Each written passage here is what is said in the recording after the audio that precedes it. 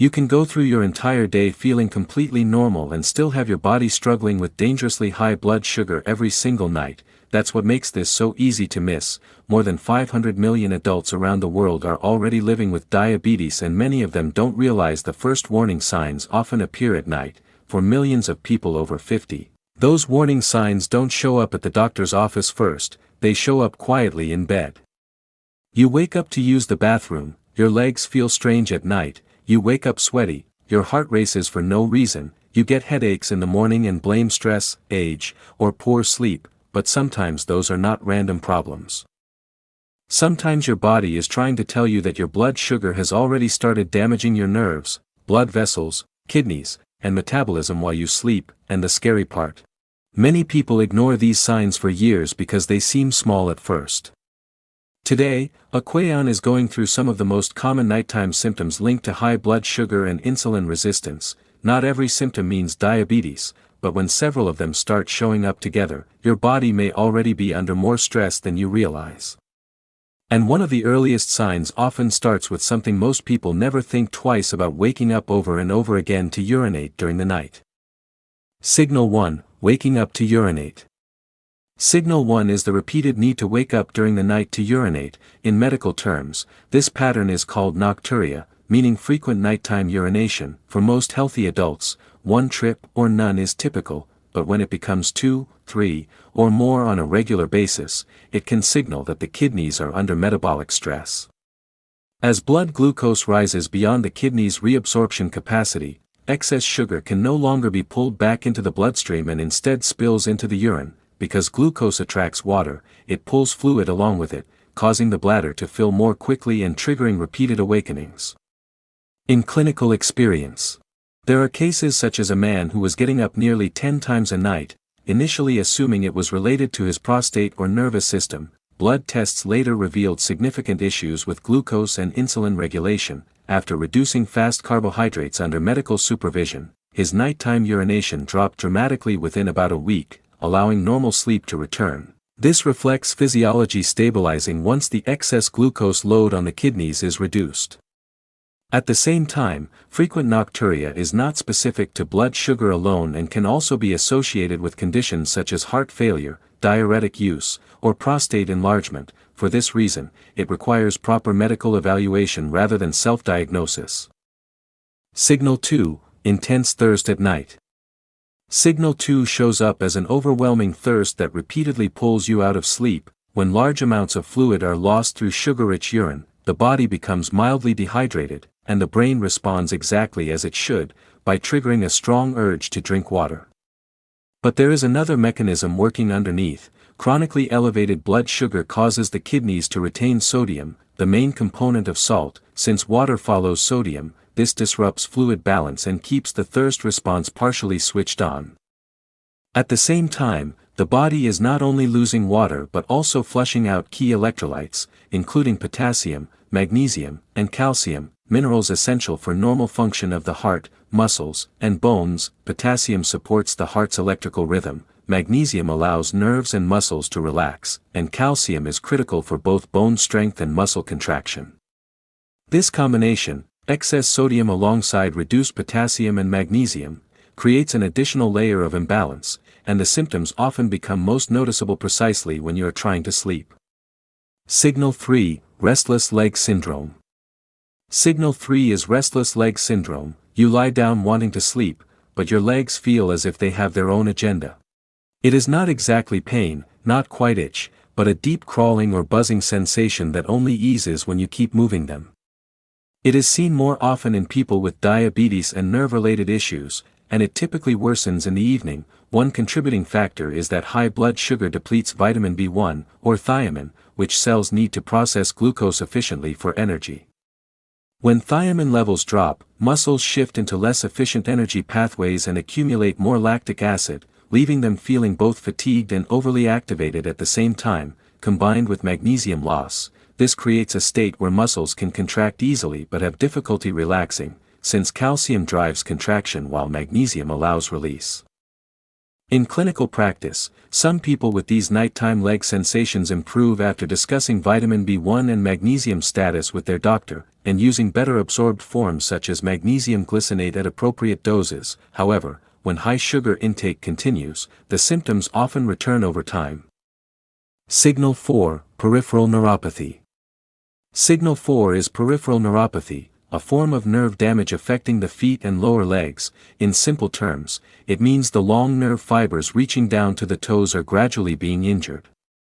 It often begins as burning pain, tingling, pins and needles, crawling sensations, or the feeling that socks are bunched up when they are not. Some describe it as a burning deep in the feet, while others experience the opposite, an unusual numbness where temperature and light touch are no longer felt correctly.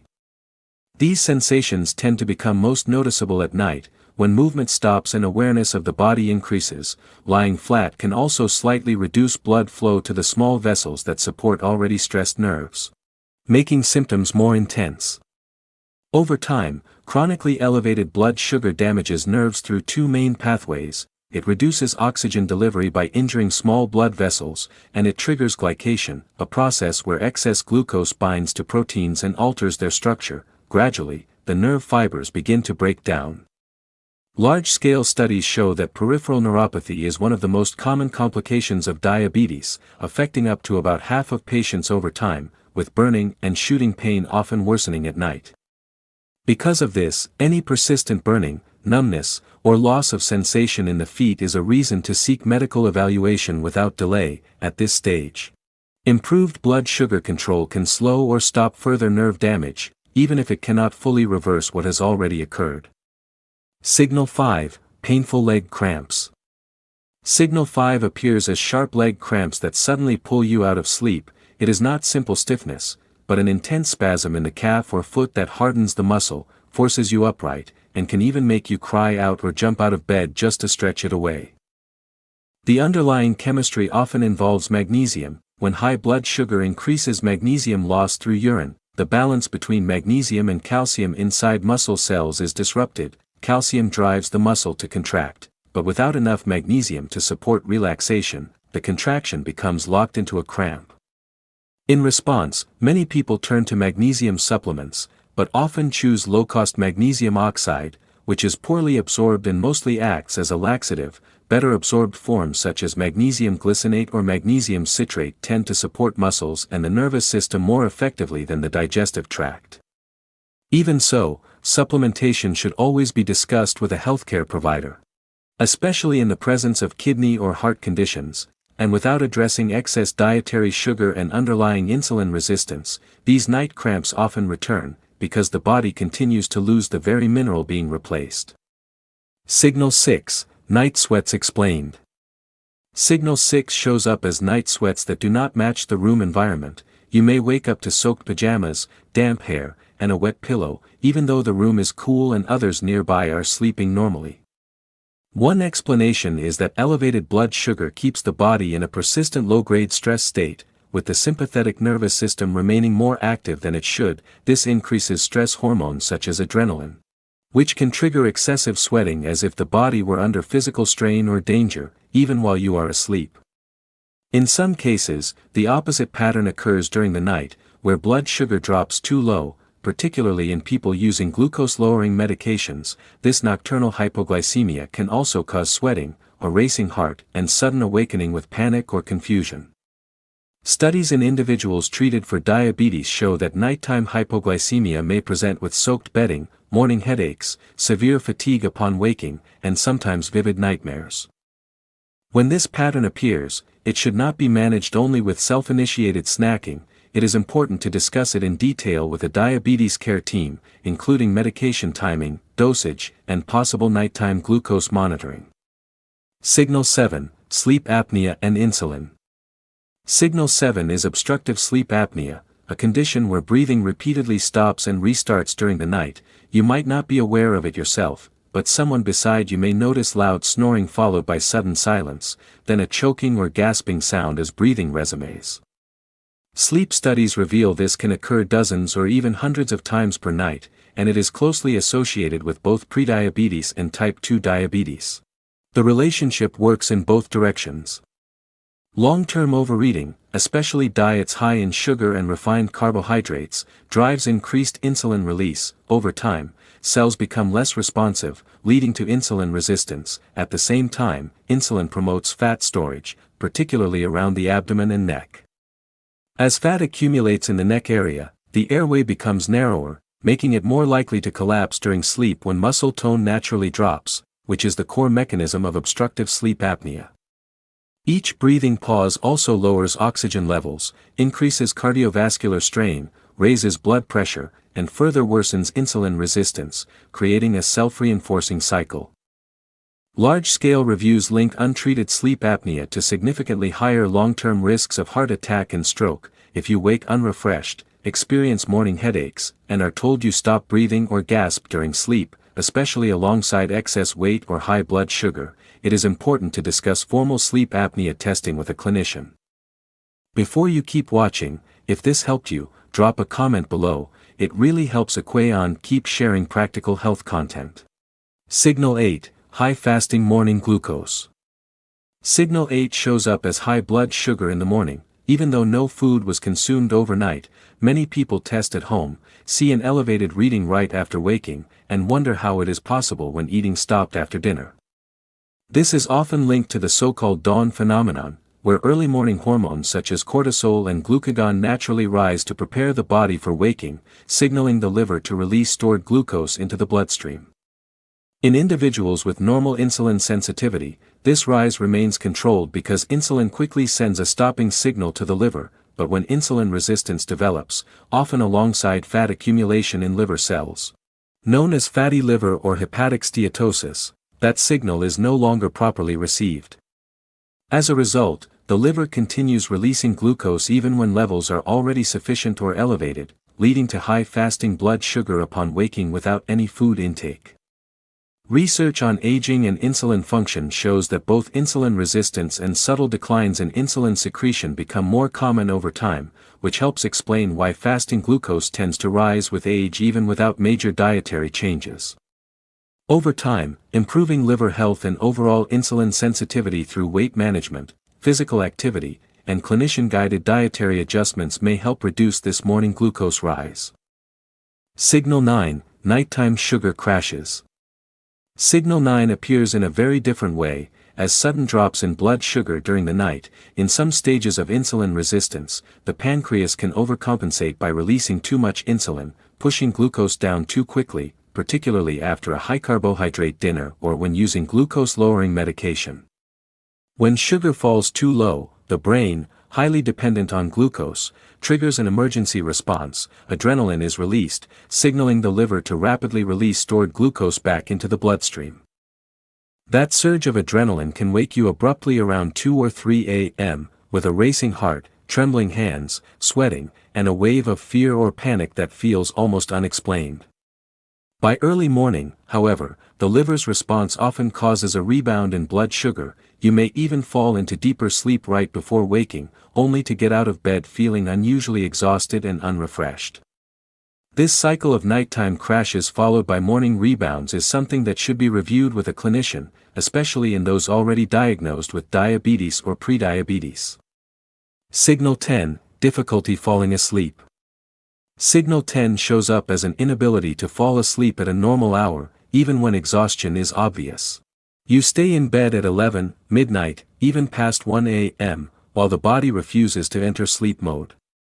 One key factor is that elevated blood sugar can disrupt melatonin production, the main sleep hormone released by the pineal gland in the brain. Under a normal rhythm, melatonin begins to rise after dark and reaches sleep-inducing levels around 10 to 11 p.m., creating natural drowsiness, but when glucose metabolism is disturbed, this rise is pushed later, delaying the entire sleep signal.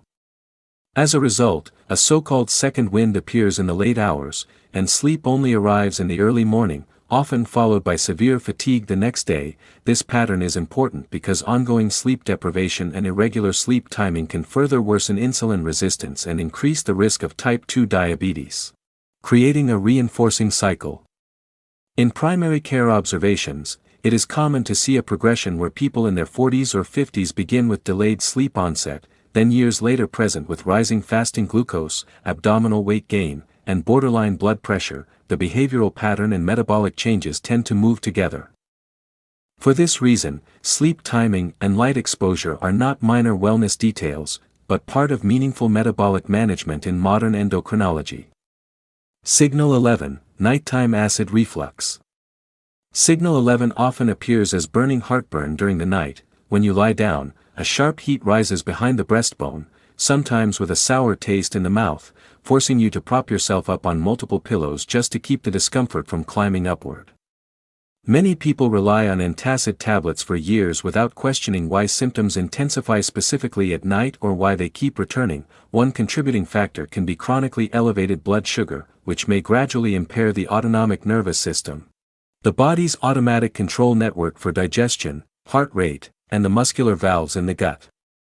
Among these is the lower esophageal sphincter, the muscle ring separating the esophagus from the stomach. When its nerve control is disrupted, it may not close tightly, allowing stomach acid to flow back upward more easily, especially in a flat sleeping position. This effect is often amplified by late-night eating, when the stomach is still full at bedtime, as well as meals high in sugar and refined carbohydrates that can increase acid production and slow gastric emptying. For many individuals, avoiding food for 3 to 4 hours before sleep and reducing fast-digesting carbs in the evening are practical adjustments worth discussing with a clinician or dietitian, particularly when blood sugar concerns are also present. Signal 12, Vivid Nightmares. Signal 12 is the emergence of vivid, recurring nightmares that can feel unsettlingly real. You may wake up suddenly in a cold sweat, heart pounding, with those first moments blurring the line between what was dreamed and what is real. During sleep, brain cells communicate through neurotransmitters, and one of the most important for dream stage activity is acetylcholine. To produce it, the body relies on vitamin B1, also known as thiamine, the same nutrient previously linked to restless leg symptoms. When a high-sugar diet gradually depletes B1 levels, this chemical balance in the brain can become disrupted, dream phase activity may turn more disorganized, and the result can be intense, disturbing, and unusually vivid nightmares. In clinical observations, some individuals with high carbohydrate intake, blood sugar irregularities, and frequent nightmares have experienced improvement after medically supervised B1 support, with sleep patterns and dream intensity stabilizing within 1 to 2 weeks. This does not turn nightmares into a simple vitamin deficiency test, but it does highlight how closely nutrition, glucose regulation, and brain chemistry are connected. When persistent disturbing dreams appear alongside other signals in this series, it becomes reasonable to discuss the full picture with a clinician rather than attributing it to stress alone. Signal 13, Non-dipping blood pressure. At night, blood pressure is supposed to ease down, usually by about 10 to 20%, giving the heart and arteries time to recover, but in a non-dipping pattern, this drop never really happens. Instead, pressure remains elevated through the night, and in some cases even rises again toward morning. This is often seen in people with insulin resistance, diabetes, or sleep apnea. Several processes can drive this hidden pattern. High insulin levels linked to insulin resistance can push the kidneys to retain more sodium and water, gradually increasing vascular pressure. Sleep apnea adds another layer, as repeated pauses in breathing trigger bursts of stress hormones that tighten blood vessels again and again during the night. Alongside this, an overactive sympathetic nervous system, also associated with night sweats and jaw clenching, can keep the arteries in a semi-constricted state even during sleep. Over time, this persistent nighttime strain becomes significant. Studies in people with hypertension and diabetes show that those without a normal nighttime drop in blood pressure have roughly twice the risk of heart attack or stroke compared to those with healthy dipping patterns. Regardless of daytime readings, this is why doctors may use 24-hour blood pressure monitoring instead of relying only on clinic measurements, as it can reveal hidden cardiovascular stress that is not visible during the day. Signal 14, Teeth grinding, bruxism. The 14th sign is bruxism, where the teeth are clenched or ground during sleep. It may show up as a sore jaw on waking, a dull morning headache, or slowly worn, flattened teeth that a dentist notices over time. In many cases, it is the sleeping partner who first becomes aware of it, describing loud grinding sounds that can even be heard outside the room. Rather than a purely dental habit, this pattern can reflect chronic metabolic stress expressed through muscle tension. When blood sugar remains unstable and the stress response stays active, hormones like cortisol and adrenaline stay elevated, keeping muscles, including those in the jaw, in a constantly heightened state instead of fully relaxing during sleep. Over time, this sustained tension can wear down the teeth and strain the jaw joint where it connects to the skull. That is why night guards are commonly used in dentistry to reduce physical damage, even though they do not address the underlying stress-driven muscle overactivity. If bruxism appears alongside other signs of insulin resistance, it may point to a broader metabolic issue rather than an isolated dental problem. Signal 15, morning headache. The 15th nighttime clue is waking up with a classic sugar hangover headache. It can feel like a heavy throbbing pressure or a tight band around the head, even after what seemed like enough sleep. One common factor is fluid loss during the night. As the kidneys work to clear excess glucose, they also pull water along with it. Even a small drop in body hydration can be enough to trigger headache signals in the brain. In some cases, the situation is intensified by disrupted breathing during sleep or unstable nighttime blood pressure. These patterns reduce oxygen stability overnight and create repeated pressure shifts that the brain carries into the morning as pain and fog. Drinking plain water may not fully correct it, because without key electrolytes like sodium, potassium, and magnesium, the fluid balance is not properly held and can be quickly excreted again. For some patients, clinicians may consider simple electrolyte support. But any adjustment should be guided carefully if there are existing heart, kidney, or blood pressure conditions. More importantly, recurring morning headaches together with thirst, nighttime urination, and fatigue may be a sign that the broader metabolic system is under strain and needs a closer look rather than treating each symptom in isolation. After your mid-40s, these nighttime warning signs tend to show up more often. The body gradually becomes less responsive to insulin with age, and the pancreatic beta cells that produce it may no longer keep pace. This shift helps explain why type 2 diabetes becomes far more common later in life, and why medical screening grows more proactive once you enter this age range or carry risks like abdominal fat, family history, high blood pressure, or elevated cholesterol. From this point on, the emphasis moves away from awareness and toward action. Without jumping into self-diagnosis or self-treatment, a practical first step is to review the list of 15 signals and honestly assess your recent sleep patterns. If 3 or 4 stand out, such as frequent nighttime urination, excessive thirst at night, burning sensations in the feet, loud snoring, or morning headaches, that pattern is strong enough to justify basic lab testing instead of waiting. The next step is understanding 3 core blood tests often used in clinical evaluation. Fasting blood glucose, taken after at least 8 hours without food, is 1. Values in the 90s mg/dl or lower are generally considered normal, while higher readings may point toward prediabetes depending on the broader context. Fasting insulin is another, revealing how much pressure the pancreas is under. Elevated levels can signal insulin resistance even when glucose still looks borderline. The third is hemoglobin A1c, which reflects average blood sugar over roughly 3 months and is not easily influenced by short-term diet changes. When combined with symptom history, these markers provide a far clearer picture than fatigue alone ever could.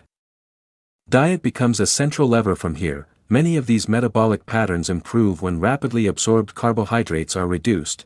Things like white bread, pastries, sugary drinks, sweets, and large servings of white rice or pasta, especially late in the evening. Research consistently shows that cutting refined carbs and added sugar while increasing fiber-rich whole foods improves insulin sensitivity and stabilizes glucose control. A more practical rhythm is to avoid heavy carb-dominant meals within 3 to 4 hours of sleep and gradually shift intake toward vegetables, whole grains, healthy fats, and protein earlier in the day. Micronutrient status can also influence how the body feels at night. Symptoms such as cramps, restless legs, or vivid dreams may be linked to issues with magnesium or vitamin B1, and these are worth discussing with a clinician. In some cases, targeted forms like magnesium glycinate or supervised supplementation may be considered, with adjustments based on kidney function and overall health. When deficiencies are present, improvements can sometimes appear within 1 to 2 weeks.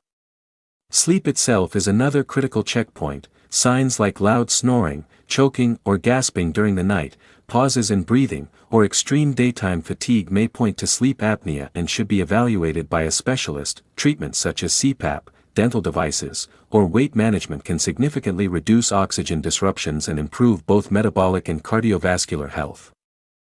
This condition is not just noise during sleep, it creates nightly strain on the heart, brain, and metabolism.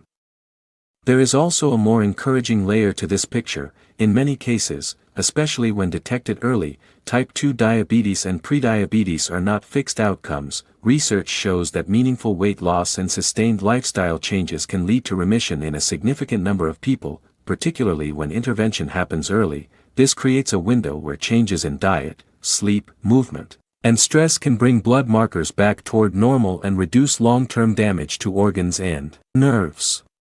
Age remains a major underlying factor. After 45, insulin sensitivity naturally declines, blood vessels stiffen, and nighttime blood pressure rhythms shift. That is why two people with identical habits can still carry very different levels of risk.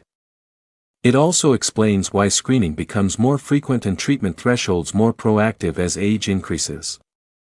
If these patterns feel familiar, the next step is not alarm, but clarity. A simple written record of symptoms: nighttime urination, thirst, cramps, sweating, snoring, reflux, nightmares, jaw clenching, headaches, combined with sleep and meal habits can guide a more focused conversation with a healthcare professional.